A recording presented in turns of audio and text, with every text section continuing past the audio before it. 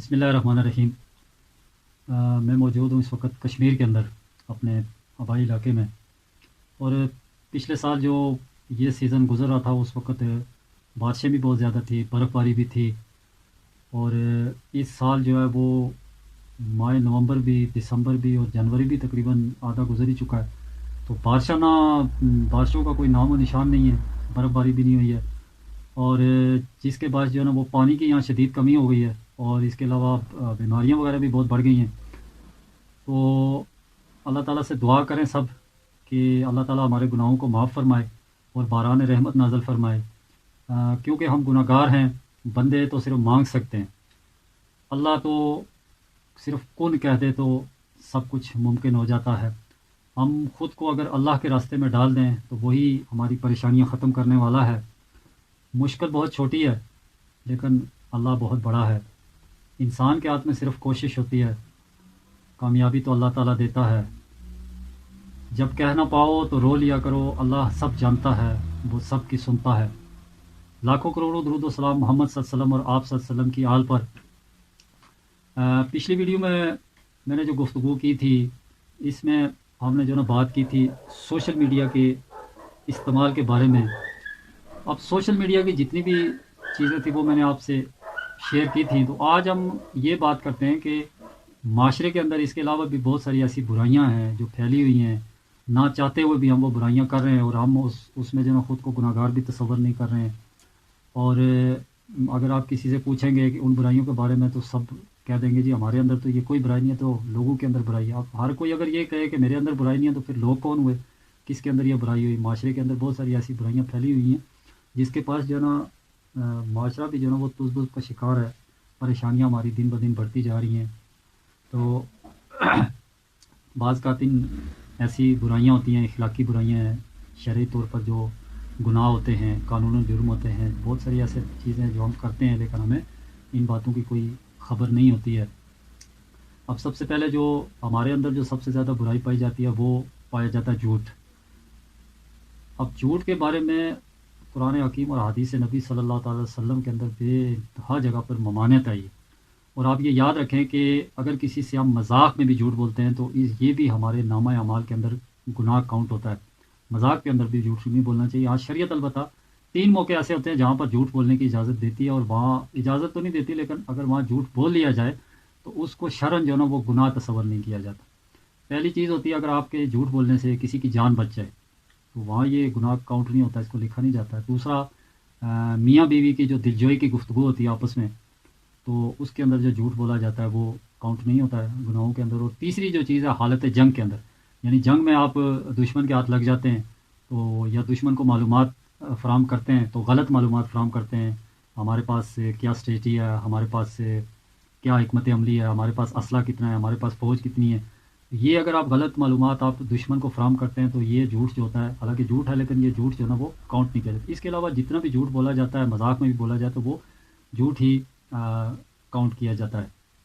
پھر اس کے علاوہ ہمارے معاشرے میں پھیلی ایک برائی ہے دھوکہ دہی، فراڈ کرتے ہیں لوگوں کے ساتھ، مال و دولت ان کا ہڑپ لیتے ہیں، ان کی زمینیں ہڑپ لیتے ہیں، بلکہ ایسا ہے کہ بڑی بڑی کمپنیاں بنا کر جو نا وہ لوگ آج کل فراڈ کر رہے ہیں، دھوکہ دہی کر رہے ہیں، لوگوں سے کروڑوں روپے لاکھوں روپے ہڑپ کر جاتے ہیں۔ کتنی بڑی یہ باعث گناہ بھی ہے۔ لوگ تنکا چن کے اور وہ اپنا مال بناتے ہیں، کوئی چیز بناتے ہیں، جب ان کو آپ دھوکہ دہی سے کوئی سبز باغ دکھاتے ہیں تو وہ آپ کے حوالے کر دیتے ہیں اپنی ساری جمع پونجی زندگی بھر کی، اور وہ کوئی لوٹ کے لے جاتا ہے۔ تو آپ یہ سمجھیں کہ یہ کتنا بڑا ہم گناہ کر رہے ہیں۔ اس کے بعد جو ہے نا ہمارے اندر ایک چیز پائی جاتی ہے معاشرے کے اندر، حسد، دوسروں کی کامیابیوں سے جلنا، حسد کرنا، اور اس حسد کے اندر ہم دوسروں کے خلاف سازشیں بھی کرتے ہیں، اور کتنی بڑی یہ اخلاقی برائی ہے، شرعی طور پر یہ کتنا بڑا گناہ کر رہے ہیں، ہم گناہ گار ہو رہے ہیں کہ یہاں پر جو دکاندار ہیں وہ آپس میں ایک دوسرے سے حسد کرتے ہیں، یہاں گاڑیوں والے جو ہیں وہ ایک دوسرے سے حسد کرتے ہیں، جہاں بلڈنگوں والے جو وہ ایک دوسرے سے حسد کرتے ہیں۔ یہ حسد ایسی ایک بیماری ہے جو ہمارے اندر اتنی صلاحیت کر چکی ہے کہ ہمارے اندر سے ہمارے معاشرے کو بالکل کھوکھلا کر کے رکھ دیا ہے اس نے۔ اس کے بعد دوسروں کی دل آزاری ہے، یہ تو ہمارا جو نا ایک قومی کھیل اور شغل بن چکا ہے کہ کوئی دوسروں کی دل آزاری کرنا۔ دیکھیں ہر بات معاف ہو جاتی ہے مگر کسی کی دل آزاری کرنا، حق تلفی کرنا، یہ معاف نہیں ہوتی۔ جب تک وہ بندہ خود معاف نہیں کرے گا اللہ تعالیٰ بھی اس کو معاف نہیں کریں گے۔ تو کسی کی دل آزاری کرنا بہت بڑا گناہ ہے، بہت بڑا جرم ہے۔ یہ نہیں کرنا چاہیے. اس کے علاوہ ملاوٹ ہم کرتے ہیں، خود کو دوسروں سے بہتر ہم سمجھتے ہیں، چوریاں ہمارے معاشرے میں عام ہیں، ریاکاری تو اتنی ہے کہ رات کو جو عبادت کی جاتی ہے وہ بھی صبح کے لوگوں سے ڈسکس کرتے ہیں. یہ ریاکاری میں جاتا ہے. کل قیامت والے دن اللہ تعالیٰ اب ان کی ساری باتیں ان کے منہ پہ دے مارے گا کہ یہ لیں، یہ تو تم ریاکاری کے لیے کرتے تھے، اپنے آپ کو بڑا ثابت کرنے کے لیے لوگوں کو بتایا کرتے تھے اس طرح باتیں، یہ باتیں اپنی ساری لے جائیں. تو سوچیں اس وقت کیا عالم ہوگا کہ جب ساری عبادتیں واپس پھینک دی جائیں گی جو ریاکاری کے زمرے میں آتی ہوں گی. اس کے علاوہ حق تلفی لوگوں کی ہم کرتے ہیں.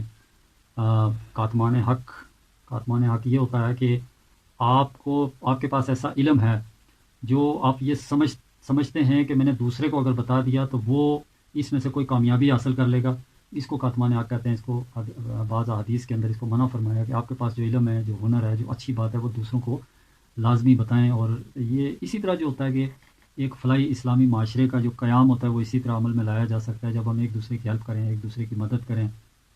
تو آج اگر آپ کسی سے یہ کیا کہ دیکھیں کہ آپ کے اندر یہ برائی ہے جی، تو توبہ توبہ توبہ توبہ، تو چڑھ دوڑیں گے آپ کے اوپر. نہیں جناب، ہم تو بالکل بہت اچھے متقی پرہیزگار لوگ ہیں، یہ تو لوگوں کے اندر اس طرح کی برائیاں ہیں. تو البتہ ہم سب یہ سمجھتے ہیں کہ میں ٹھیک ہوں، دوسرا اس کا ذمہ دار ہے، دوسرا گناہ گار ہو رہا ہے. اگر کوئی اچھی بات آپ سوشل میڈیا کے اوپر پوسٹ کرتے ہیں، لوگ پڑھ کے بڑا خوش ہوتے ہیں اور وہ یہ سمجھتے ہیں کہ یہ دوسروں کے لیے ہے، یہ میرے لیے نہیں ہے. میرے لیے جو ہے اس پر عمل کرنا کوئی ضروری نہیں ہوتا ہے.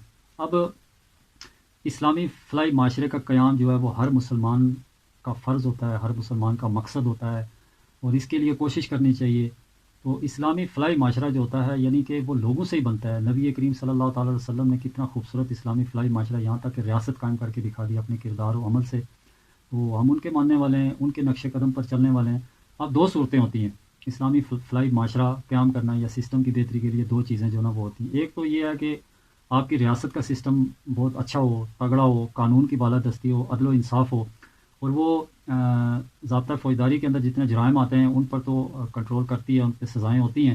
لیکن اگر اخلاقی برائیاں جو ہمارے اندر ہوتی ہیں ان پر بھی اگر کنٹرول کرنے کے لیے حکومت جو ہے نا وہ ریاست اگر کرے تو وہ کر سکتی ہے، اور اسی طرح جو ہے نا وہ فلاحی معاشرہ قائم ہو سکتا ہے. اب دوسری چیز ہوتی ہے کہ ہمارے سامنے کوئی رول ماڈل ہو جن کو ہم دیکھ کر ہم ان کی طرف بنیں اور بن کے جو ہے نا اپنا فلاحی معاشرہ قائم کر سکتے ہیں. تو ہمارے سامنے جو ہے وہ نبی اکرم صلی اللہ تعالیٰ علیہ وآلہ وسلم کی ذات مبارکہ ہے کہ جو ہمارے لیے رول ماڈل ہیں، جو ہمارے لیے رہنما ہیں، جو ہمارے لیے پیغمبر انقلاب ہیں، اور جنہوں نے اللہ تعالیٰ کا دیا گیا ضابطہ حیات ہم تک پہنچایا، اپنے کردار و عمل سے سب کچھ ثابت کر کے دکھایا، اور پھر انہوں نے ریاست مدینہ جیسی اسلامی فلاحی ریاست قیام کر کے دکھائی ہمیں. دعا ہے اللہ تعالیٰ سے کہ ہم نے جو کچھ آج سنا اللہ تعالیٰ اس کو سمجھنے کی، اس پر عمل کرنے کی اور دوسروں تک پہنچانے کی توفیق عطا فرمائے. وما علینا الا البلاغ المبین.